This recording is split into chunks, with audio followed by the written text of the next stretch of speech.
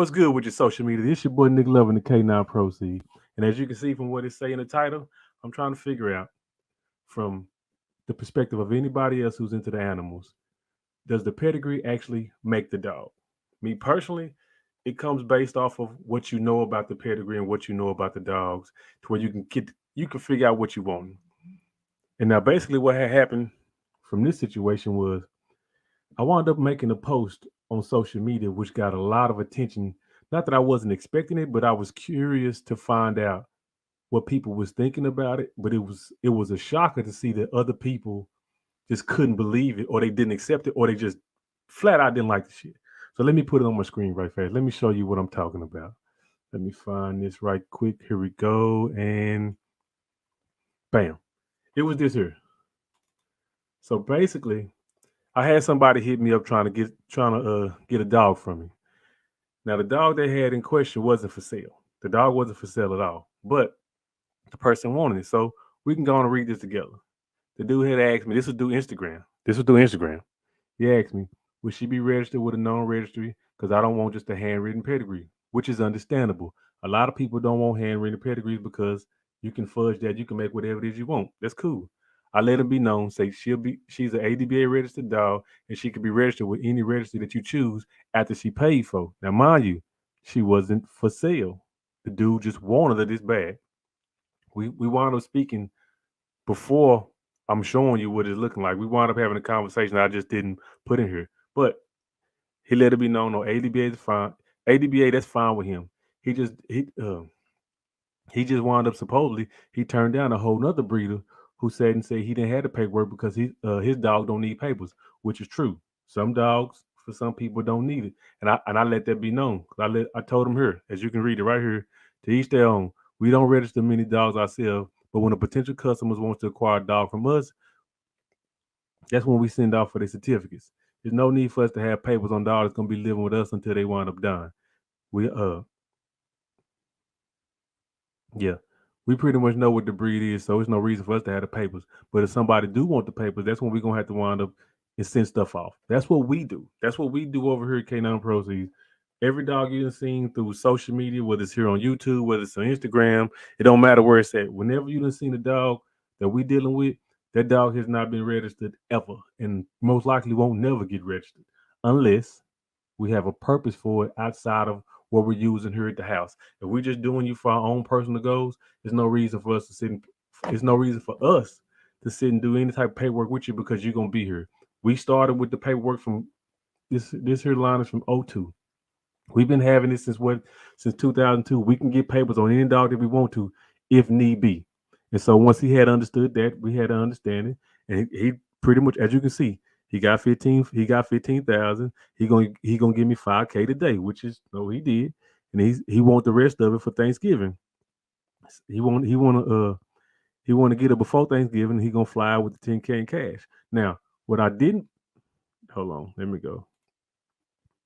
Now, what I didn't post is the rest of the conversation we had, where it was understood I'm not holding that dog for this long. But that conversation, it was personal, so there's no need for me to sit and talk to y'all about it.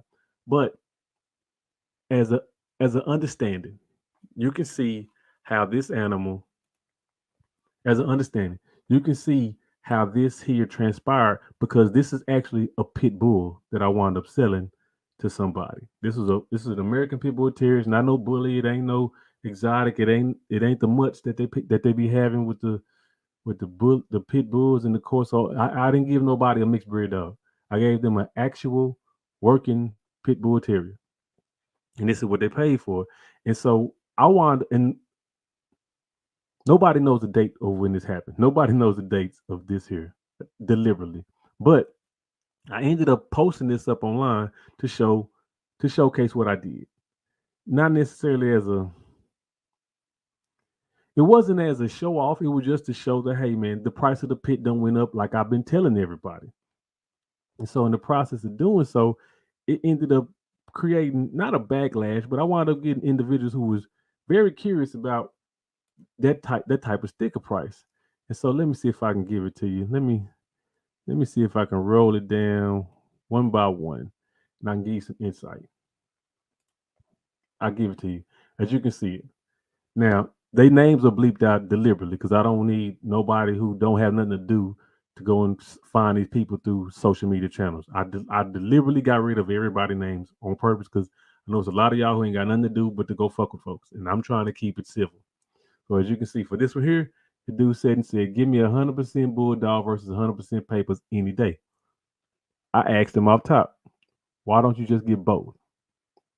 He said, "If it's available, that's a plus. But if not, I don't want the papers." Some people don't care about papers, which papers don't matter to some people. But when you're spending X amount of money, papers start to come into play very quickly because people want what they say.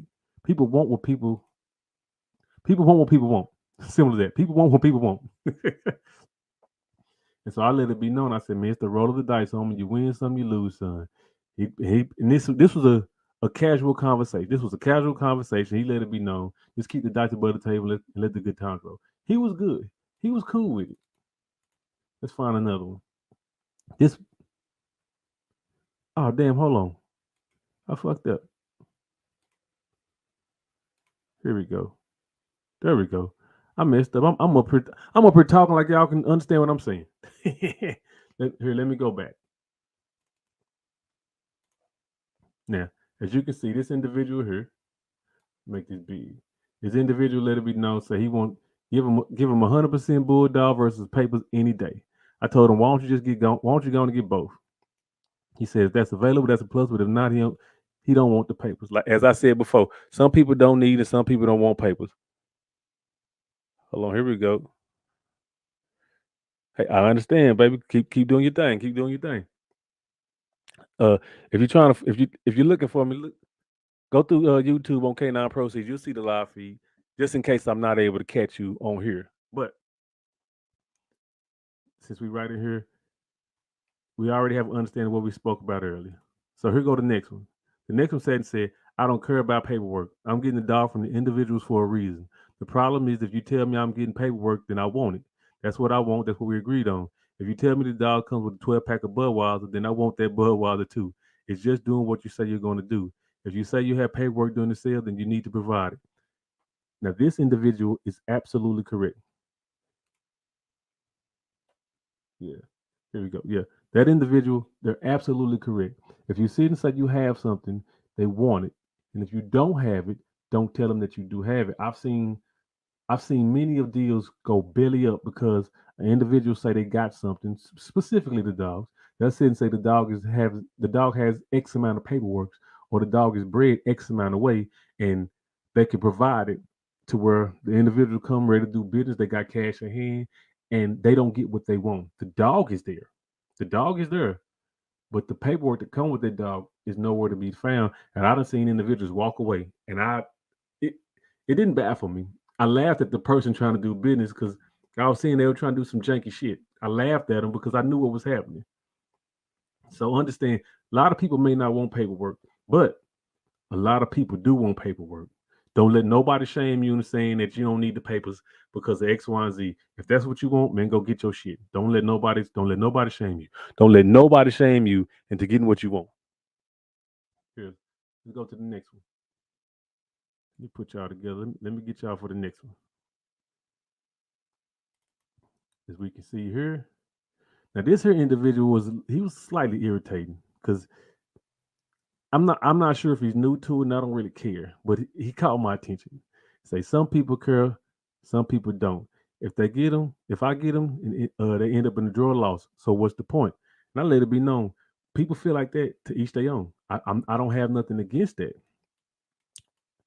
He let it be known. I think you just want everyone to know that you overpaid for a dog. This here let me understand this individual didn't have comprehension skills because my post with the picture and the captions let it be known that I'm not the one that made the purchase. And so I had to inform him off top. They bought from me. They wanted 20 years worth of working line of a dog and they paid what it cost to get what they wanted. I had to let this individual know this person wanted something from me. I didn't pay for this here. I understand if you got it and you want it, you go and get it. I understand the cost of doing business. Let me help you out with the next one. Here we go. Let me pop out this next one here because this one here was very interesting to me. No, this ain't it. Registration paperwork is the most important thing when you're buying a puppy. And true, I feel the exact same way. I feel the exact same way. As you can see, they sit and let it be known. You always get your registration. If you don't know who you get, hold on.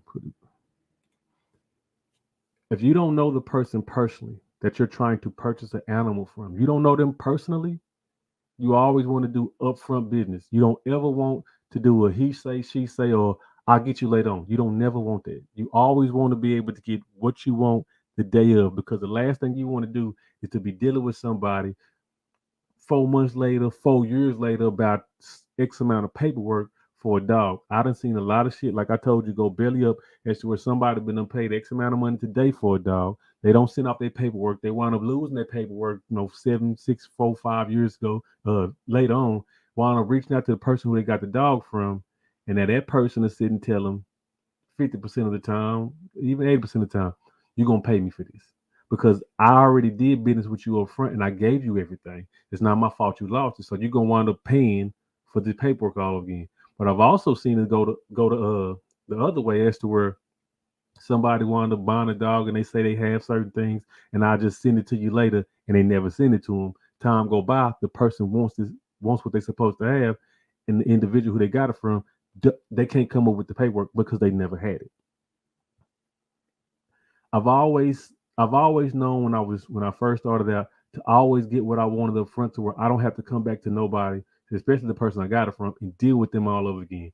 Usually, if I wouldn't got something from somebody, I got it the first time and I left. I didn't never come back because it wasn't a reason. It wasn't a reason to, unless I liked everything. There's only been one breeder that I went back to multiple times when I first started. Only one breeder that we went back to multiple times because what he had worked out, and it yeah, because what he had worked out and everything was working above board for us. So I wasn't mad about that. But if you ever doing business with anybody, get your stuff up front. Don't even waste time trying to talk to them later on. Here we go. Let me get you this right here. Here we go. Let's try this one. Now this one right here, our little conversation from a man right here. He was interesting. What he said and said it was true, and I feel the same way. I'm stuck on paying 15K for a dog. That's crazy to him. Now, people who sitting there saying that $15,000 for a dog is too much money, or 15,000 for a pit bull is too much money. I'm gonna be honest with you. When I first started out, I felt the same way. I felt the exact same way when I first started getting the dogs. Anything past X amount of money. This was back in the early 2000s. Anything past $500 was entirely too much money for me. Why was it too much money for me? I didn't have more than that. I didn't have it. So since I didn't have it, I used to get upset on the inside when somebody was selling a dog $700, $1,000 or more back then in like early 2000, like '02, 2000, '04. When they were selling dogs at that particular price, I used to be mad because the dog that they were selling was bred the way that I wanted, but I couldn't afford it. And so I would get upset. But unlike today, when I get upset, I wouldn't tell nobody. I just hold it in and go on and find what I can find. Unlike today, people see and hear that you're selling an animal for X amount of money, and if they can't afford it and they get mad, they tell you.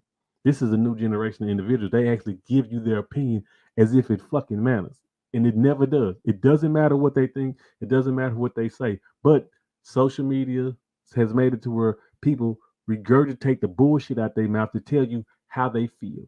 Everybody wants to tell you about their opinions, and so since that's how they feel and they want to tell it to you, once you post anything on social media, you have to be ready for the backlash of people emotions that's all coming straight to you. You have to be ready for it. Now, I'm not built for it, but I understand it. It's just annoying. It's a motherfucker. So let me help you out with this one here. I told him, I said, man, I think this. I used to think the same way back in the day. Now it's just the cost of doing business. He let it be known if they're willing to pay it, then hey, there you go. And I said and told him off top, only people who are willing to pay for it reach out to you and establish business. Everyone else is just complaining about it, that it costs too much, etc. It is what it is. Like I said, here we go. like I said, anybody who likes what you have and wants what you have, if they have access to you, they're going to get to you. They're going to talk to you. They're going to reach out to you. They're going to chop it up with you. When you have an animal that you actually like and that you feel something about, if you actually put together a structure for what you want to do, people will have an understanding. They'll respect it. They may not like it, but they'll respect it and they'll dabble with it. Only people who won't dabble with it or won't respect it is the ones who can't afford it. I consider them to be tire kickers. Those are tire kickers, and they're gonna throw a fit about any damn thing. Hold on, let me see what we got here. Here we go. Let me post this up on here. It's my man Samuel. Mainly from a breeding perspective, is necessary for purposes of genetic structure to somewhat control aspects of temperament and diminishing medical defects. Sometimes the price has to do with the rarity. That is true. That is absolutely true. Sometimes the price is due to the rarity. That's on a rare occasion of the price going up. But when you're when you're making a when you're making a sale based off of scarcity, you can drive the price up to whatever you want.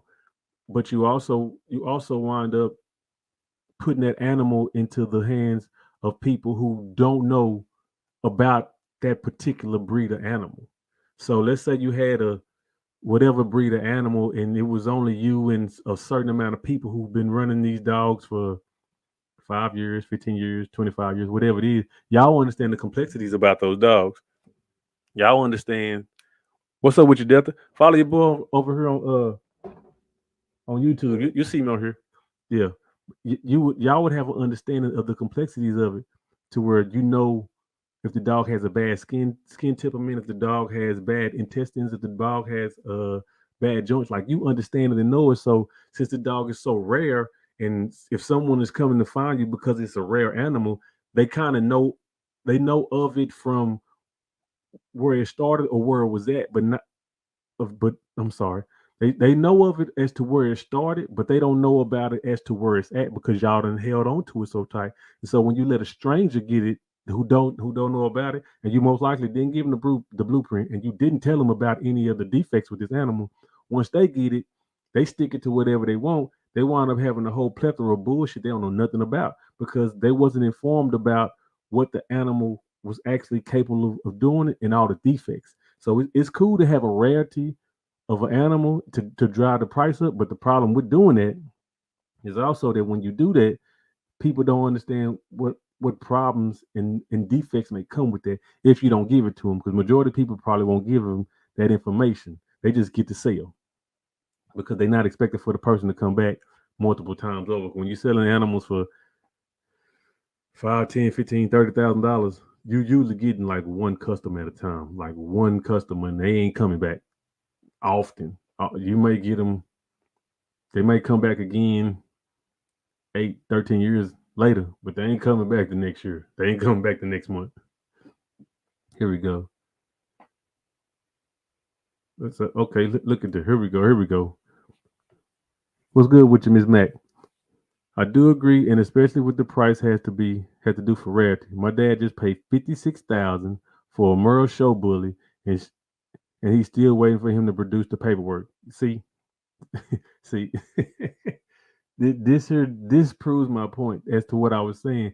Look here, I ain't new to this. I'm not new to this here, man. I've been around. I done been around some good people and I've been around some bad people. We all in the same circle. It ain't no good over here and bad over there. We all are in together. All of us are around each other all the time. Anybody who breeding or dealing with dogs or fucking with these dogs, we all know the good folks, we all know the bad folks, and we all know suckers when they show up. It's just that, is anybody gonna say anything to this new sucker? Most likely, the good breeders and the bad breeders, they're not gonna say shit. They're not gonna say nothing to somebody that's green coming in trying to get into this game and trying to figure this out. They're not gonna never say nothing. They're just gonna watch and see what happens, and hopefully the person doesn't get kicked in the ass too heavy to where he wound up causing hell for everybody. But when I was sitting there speaking about paperwork, you always get everything done up front to where you ain't never got to worry about it later on. I'm gonna leave this up for a little bit and let everybody see this here. I'm gonna leave this up so they can see this. Now, personally, no, I hate that this happened to. I hate this happened to your. I hate this happened to your daddy. I really do. I mean, but it's the cost of doing business, and it's what come with business. And I can pretty much see that your daddy was probably brand new to this shit. Now, I'm not gonna lie, bullies, them dogs they're a lot of money, and I look at them to be just an expensive ass habit. They are an expensive vet bill to me personally. Them dogs come with a lot of medical defects, a whole lot of medical defects based off of how they getting bred. But people paying for them, and when they paying for them, they getting what they want, and they able to double their money. I see the people who getting those dogs; those are pretty much to be, I guess, like investments, and they pay off if you know what you're doing. If you know what you're doing, they pay off. So let me put y'all back on as to this here because this is it's interesting because as you can see, I'm asking people, do the pedigrees make the dog a better dog? Because I understand pedigrees, especially when it comes to pit bulls. You give me any pedigree of any dog, and just let me sit with it. I can figure out what this dog is supposed to do. Because unlike unlike Rottweilers or German Shepherds or Cane Corsas or whatever dog, Border Collie, unlike those animals, pit bulls are like they have like a break in them, like almost like almost like how it's black people, white people, Asian people, Mexican peoples. It's a even though they're all one connector, it's different bloodlines in those. So you got certain Asian people who are from certain parts of Asia that they don't recognize the other parts because that's not who they are. That's the same thing in pit bull pedigrees. You get a white person who is here from America, then they put them right next to a white person who is Russian, but they look exactly alike. But when they open their mouth, they talk a little different. You can kind of tell, like, me, I don't think you white, but you ain't this white. Or you get a black person and get an African person. You get a matter of fact, you get an ADOS bred person and you get an African person, put them right next to each other. You ain't gotta let them open their mouth. You can look at them and tell them you got different hair color, got different skin texture. Y'all still the same black, but no, you look different. No, you got different body tone, different structure. You're different altogether. And so when it comes to pit bulls and you look at their pedigrees, I'm gonna show you a little later. Those pedigrees of that same exact dog, which is a pit bull terrier, but they have different bloodlines within what they are, to where you can see how it goes. Let me put this together. Hold on, let me see this here.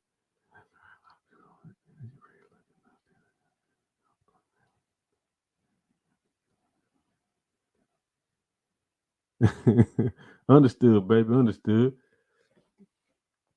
I understand what you're saying.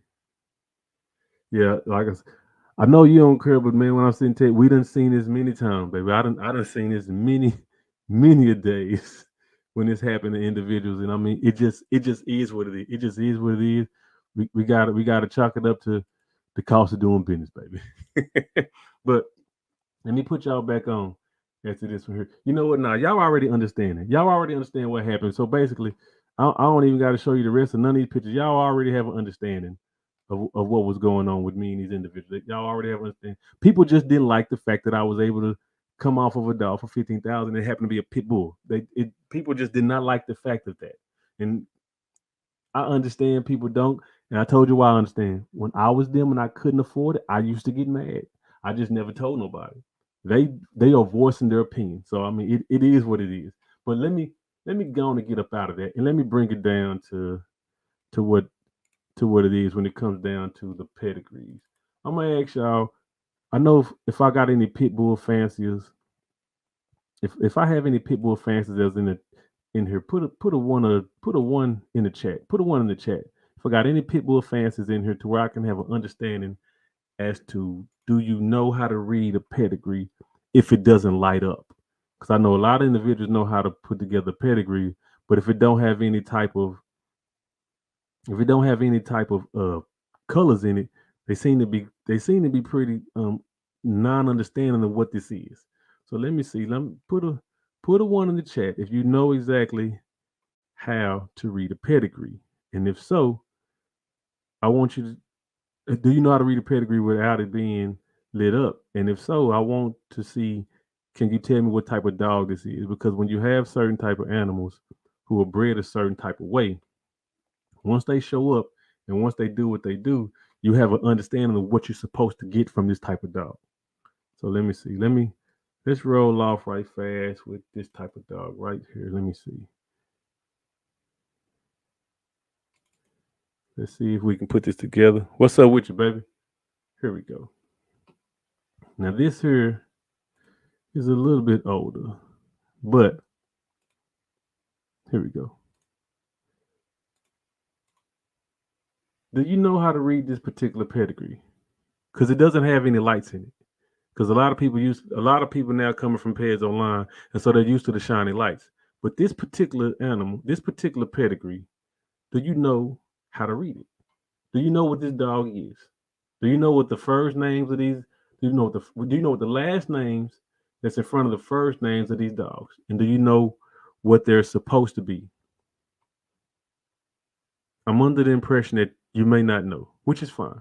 But this dog here, now mind, these are old dogs. I'm not showing nothing new. I'm not showing any new animals. These are dogs from like the early 2000s. So this is what 2022.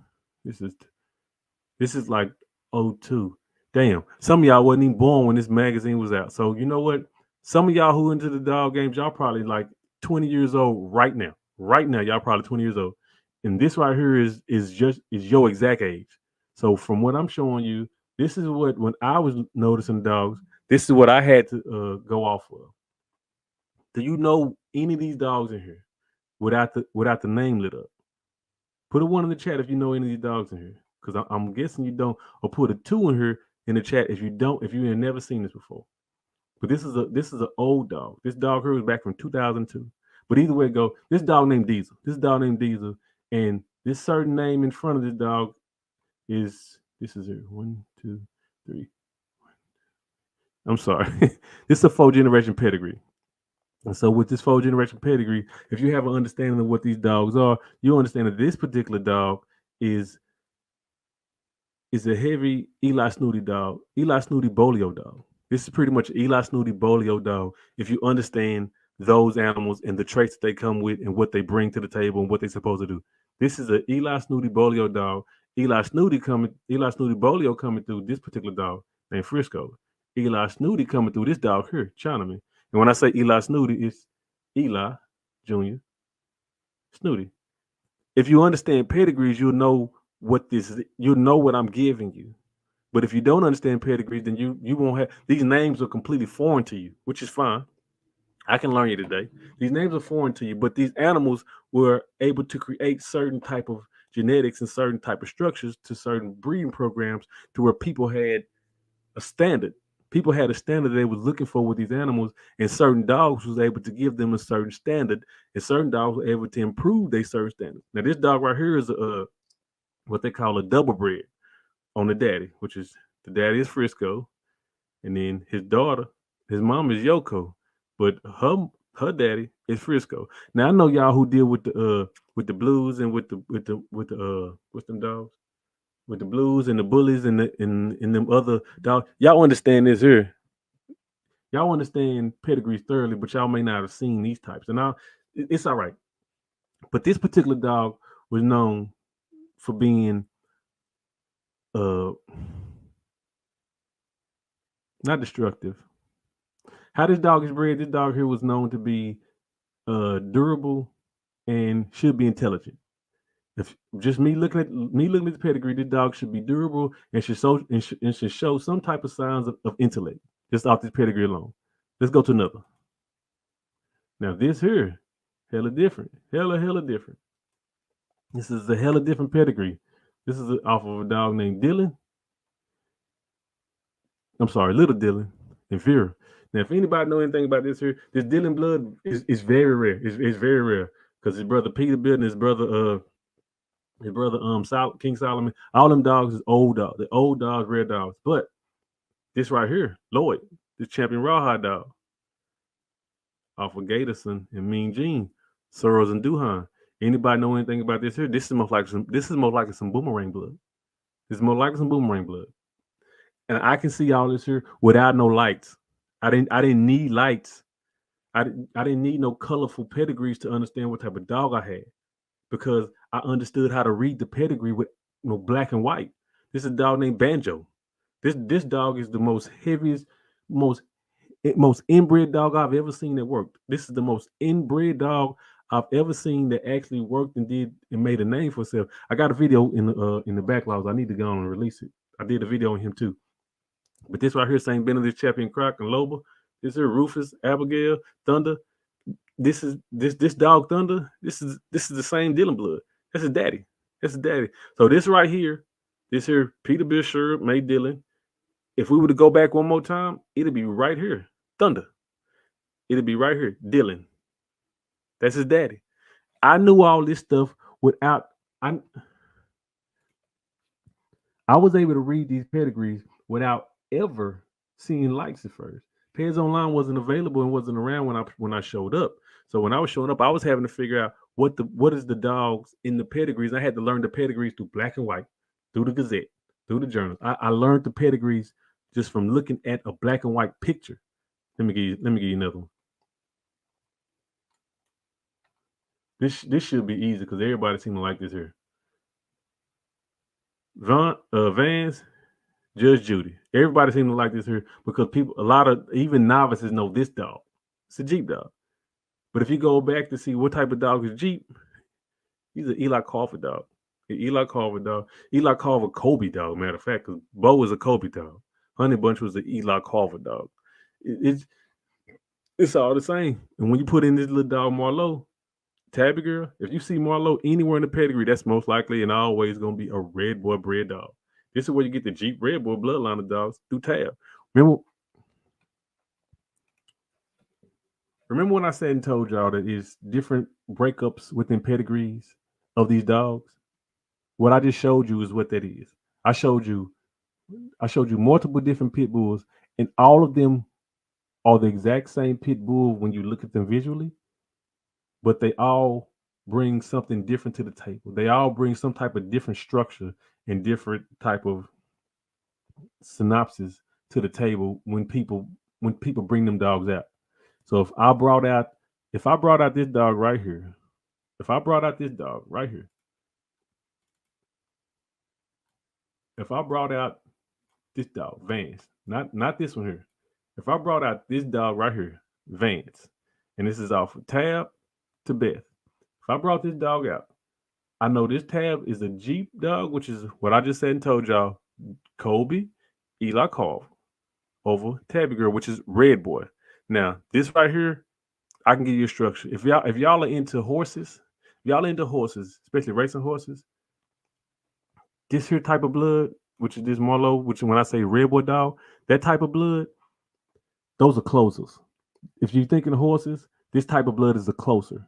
They're going to be in the race until the end, and at the end they'll try to pick up. So if you ever get you like a Red Boy dog, and you're sitting there trying to do anything, those dogs are very good for endurance. They're like extremely great at endurance, and so you can pretty much run them forever, and they have a whole lot of endurance, like a closer. And they start coming on in, finishing up the race at the end. That's what a Red Boy dog can do. Now, when you get you a Jeep dog, even though it's controversial behind that animal, a Jeep dog can and should be able to do anything and everything, but not at the highest. It's not at the highest. So it will be good at like maybe if you had it dragging a sled or you had it pulling weights, it wouldn't be able to do it at 100%. You get a Jeep bred dog, it'll be able to do it really good to maybe your standards at maybe 70%. Like maybe 70%, that dog will be able to do something, worthwhile. That it'll be able to do something where you can feel like it's impressive. It's at 70%. Now, if you put the Red Boy dog in there, had the same Red Boy dog dragging weight to the exact same length, I would say this dog will probably give you like maybe 55, 60% of strength to be able to pull that amount of weight from from left to right at whatever standard you had. But if you end up getting one of, let me see if we can find it. We're gonna test it out. If you end up getting like something like this here, this Harger Rufus type dog, this is a more Eli dog. If you want this dog to drag weights, it'll give you that type of weight strength at 100%. It'll give it to you at 100%. Now, it won't give you any type of endurance in the back end, like how the Red Boy dogs they can come at the end time, how they closes. This Eli dog is not a closer. It gives you everything it can give you in the beginning, and toward the end, it start lacking on down to where it may peter out on you. But that's what that is far as that's what this is far as that particular pedigree. Let me give you another one. Like I said, man, can y'all read these pedigrees when it's not in lights? When it's not lights, can y'all read these pedigrees? Now, mind you, this here was back in 2002. I wound up doing another. It was either live. I think it was a live stream about the price of the pit. People complaining about a dog that's going for 2,000, 4,000, whatever dollars it is in 2022.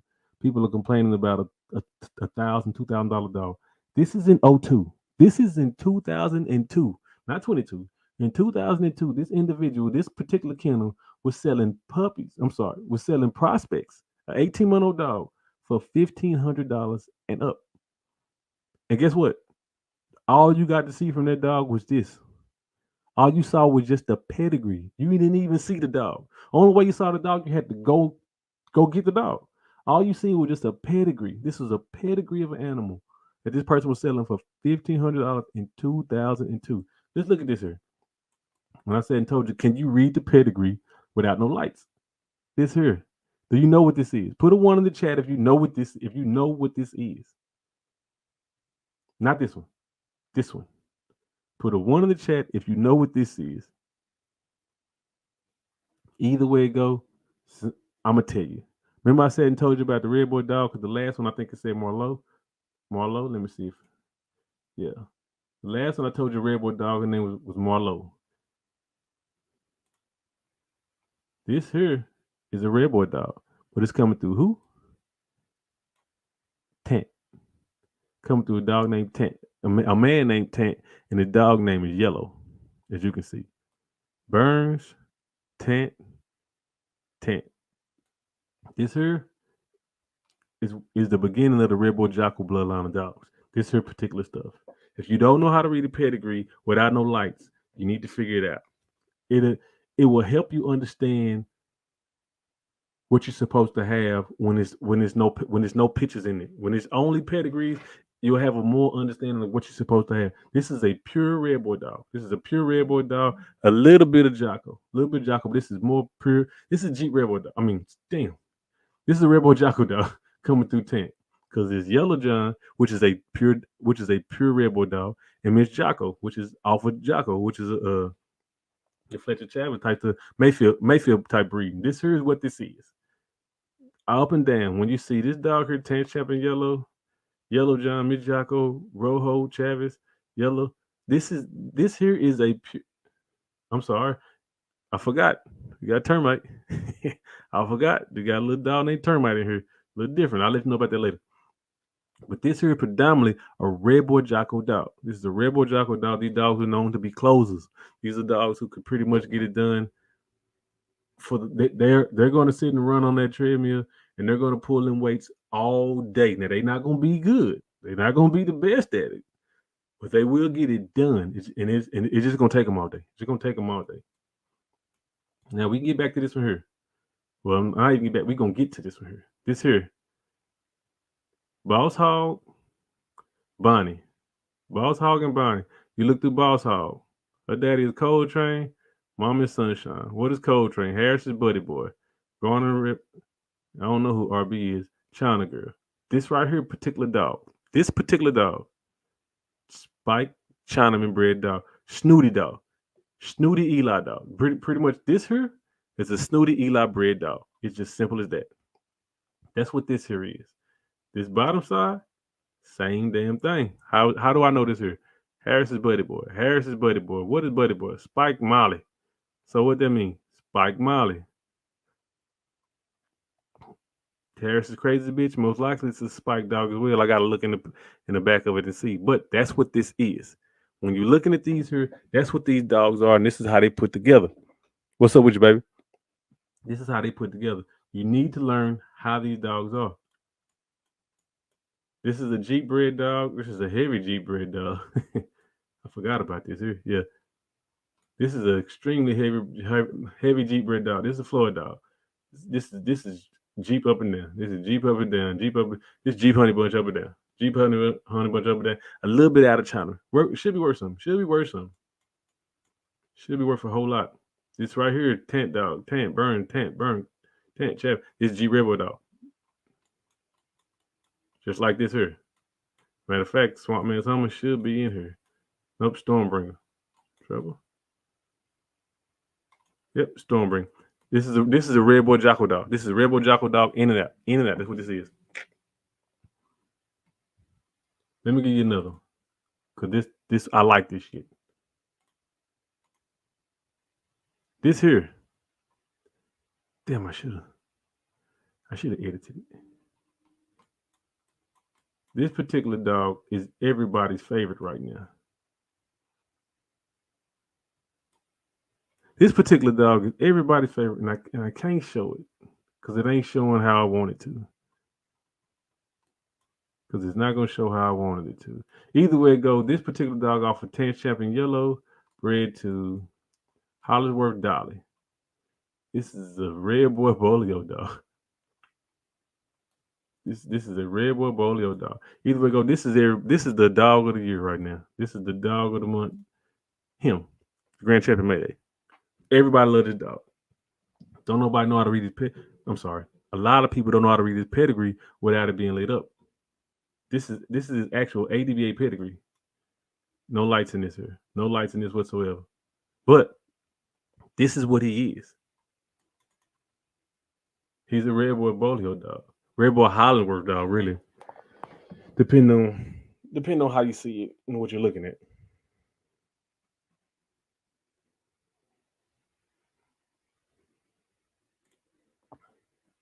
This here is old stuff. This is old stuff. This dog named Terrence Travis. Look at this. Look at the sticker tag on this here. This dog right here in 2002 was at stud $4,000. This was 2002. People right now complaining about animals being over $500 in 2022 when you have the animal right here in 2002 who was at stud for $1,000. Anybody know anything about this dog, Travis? This was a heavy ass Red Boy dog without a Jeep, which is pretty much, I told you, he here for the long haul with the dog Yellow. The dog he gonna be dragging it. He gonna be dragging in weights for a long time. This is a closer dog, but they put this particular animal right here, which is a dog named Jeep, which I told you he's all right. He's an all right dog. No, he's a better producer. They made it to where you put this in here first with this little piece of an out at the end to make it to where this dog here has a little bit more of a fighting chance to get that weight across the field. To where instead of him pulling that weight at like a 60 or 70% when it's just the Red Boy in there, they added the Jeep blood into it to where now instead of a 60 or 70%, now it's like a maybe 82%, that this dog is able to finish that particular drag race with however much weight you put on the dog. That's what this is. This particular dog right here. Look, back in 2002, this dog here was at stud for $600. This dog was at stud for $600. Anybody know anything about pedigree? This dog here is just a heavy Eli dog coming through Niggerino. Rasa Lucifer, Black Gal. This is Eli coming through Niggerino and through Boudreaux. Not the Boudreaux, but heavy ass Niggerino. Heavy ass Eli dog coming through Niggerino with the outer Boudreaux. So if you look in the back of this stuff right here, it's probably some Blind Billy stuff. I gotta look and see. But that's what this here particular dog, this heavy Eli dog named Congo, he was at stud in 2002 for how much? $600. It is 2022, and you complaining about a $500 puppy. This person had a dog at stud at $600. Another dog at stud at $1,000 in 2002. I told you, man, the price of the pit done went up. The price of the pit has went up. These are 02 prices that I'm showing you. These are 02 prices that I'm showing you. And you complaining in 2022 about $500 and $700 for a puppy or even for a breeding. Get your money up, baby. Get your money up. Let me give you another one. This particular dog, Calamity Jane. When you look at her pedigree, can you read this pedigree without no lights in it? Because this is a banded Jeep dog over a weirdo Slater dog. When you're looking at this here, without no lights, this is predominantly a honey bunch dog. This is predominantly a honey bunch bred dog, which is predominantly a Eli Carver bred dog without of some Colby blood. But that's pretty much what this dog is. And you're trying to figure out who is the dog? Let me see. I think I got a picture of her. Bam, that's her. Calamity Jane. This particular dog right here. Any of y'all who are into the G bred dogs right now, if you saw this pedigree, today and it wasn't lit up, would you want to get it? If it didn't have any lights behind it, would you want this dog? If everybody who claimed to be a Jeep fan and they love all Jeep dogs, if this dog right here, if you saw this dog and you saw the pedigree in this dog and it didn't have no lights, would you want this? If this here wasn't green and that wasn't red and this wasn't blue and whatever other colors that come on Pez Online, would you want this here? Because if you want a Jeep bred dog, this is it. And if this is it, how much are you willing to pay for this? How much are you willing to pay for this particular dog? $500, $1,000, $1,500. This is her. All you Jeep fans, this is what she was. This was a Jeep bred dog, predominantly honey bunch, but this is a Jeep bred dog. No lights. It's good. Look at this. This is a dog named Cowboy. Let me make sure y'all can see this here. Dog named Cowboy. Gus, Calamity Jane. Remember I told y'all a while ago, we just came off and saw it. This is the G-bred dog at the bottom. This is the G-bred dog at the bottom. What's the top? Oldest honey bunch. Jeep Kate. Cowboy.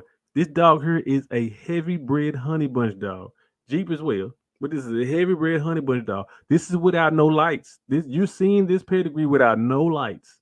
You have to understand what it looks like to get a dog from just pedigree alone, because you understand what the pedigree, you believe in the pedigree, you understand what the pedigree is supposed to be, and you have your own standard as to what you want this pedigree to do for your yard.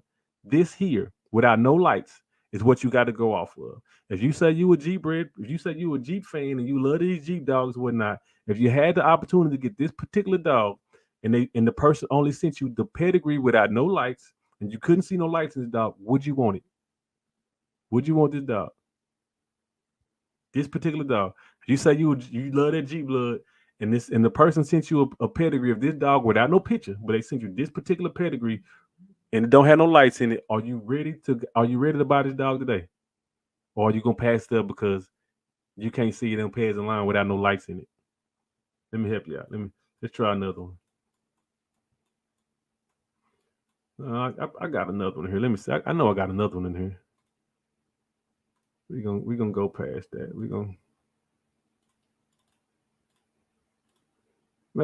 Let's try him. This particular dog right here. Do you know what this is? Do you know what type of dog this is? And if you do know what type of dog this is, what are you expecting to get from this type of animal? This particular dog right here is a boy's bred dog. Pretty much, it's pretty much Bolio Eli type stuff. It's other stuff in there as well. Eli is not a fixture. Eli is not a fixture in his blood whatsoever. I can tell you right now, it's not a fixture in his blood whatsoever. When you're dealing with the boy's blood, Eli is not a fixture in these dogs whatsoever. He's a catalyst, but he is not the main component there to do as to how they work around. These dogs are the main component, mostly Bolio. And that particular dog is known for being very intellectual, very smart, a lot of thinking dogs. These right here, these dogs here, if you try to put them on if we're using the analogy of dragon weight, and we're using the analogy of dragon weight, and we're sitting there saying, oh, how much weight would they drag at X amount of time? This particular dog, if you put him on there and you stuck him at his exact same weight, he would probably drag the weight maybe about 85%. It'd probably be like 85% of him putting out max strength to get the weight done. That's still good. It's not as heavy as an Eli dog. But what happened with this particular dog is that even at going to 85% strength, this dog is also thinking, how can he move his body the best he can to pull this weight the farthest he can and the fastest he can. As to where Eli dog, you just finna strap him on here, they're gonna put the weight on here and they're gonna run until they pass out. This particular dog here won't. This particular dog can sit here and figure out, okay, man, I got this here weight on me. I need to figure out how I can get from point A to point B the fastest I can, but I want to make sure I get here without fucking nothing up. This particular dog will be thinking while they're working. This is what a boy's dog would do. A boy's bred dog, a bolio type bred dog, those are thinking animals. They try to think of their scenario and what they're doing. So when you wind up sticking weight on them dogs for them to do what they're doing, they wind up thinking while they're dragging their weight, and they're trying to get their weight from point A to point B. They're thinking about it the whole time, trying to figure out which muscles in their body is working hardest, which muscles in their body not working hardest, and how can they get the best out of themselves to get this weight from point A to point B fast as they can without fucking up nothing. That's what these dogs should do. That's what a boy's bred dog would do for you. But as stated before, it's not that you don't understand a pedigree without no lights. It's that you don't understand a pedigree, period. Because anybody who understands pedigrees, here we go.